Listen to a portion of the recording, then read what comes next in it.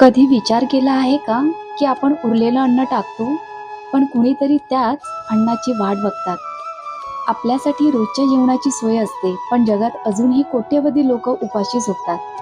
भारतातही अनेक लोक गरिबीमुळे 2 वेळेच्या अन्नासाठी संघर्ष करतात. अशा परिस्थितीत आपण अन्नाची नासाडी करणे किती चुकीचे आहे, याचा आपण विचार करायला हवा. चला या अन्न न फेकता कोणाचे तरी पोट भरूया.